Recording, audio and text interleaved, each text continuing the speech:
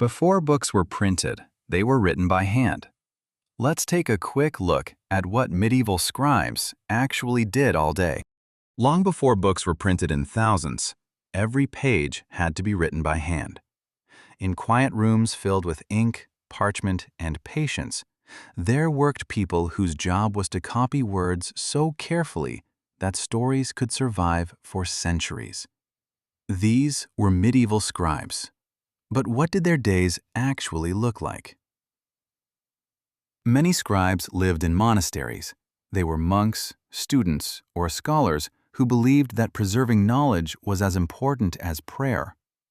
Others worked in royal courts, universities, or towns, copying letters, records, and books for those who could afford them. Not all scribes were old or wise either.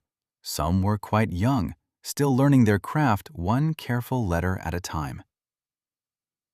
A scribe's day often began early. Before the world outside stirred, they would prepare their tools. Ink mixed from soot and water, quills trimmed carefully so the tip wrote smoothly, parchment laid flat, sometimes smoothed with a stone. Then came the hardest part, sitting still.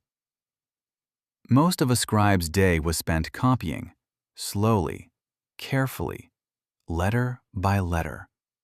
If they made a mistake, they could not simply press delete.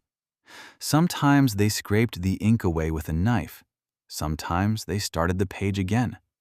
A single book could take months, even years. And yet, many scribes took pride in their work, knowing that someone, somewhere, might read those words long after they were gone. Not every day was only writing. Some scribes also decorated pages with bright colors, gold leaf, and intricate letters. These illuminated manuscripts turned books into works of art. A single capital letter might take hours to paint, but those details helped make the stories inside feel special, almost magical. Because of scribes, stories survived. Without them, many poems, histories, and ideas would have been lost to time.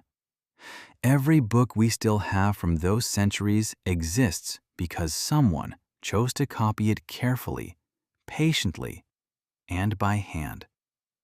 In a way, scribes were not just writers. They were guardians of memory. Today, we type quickly and share words in seconds.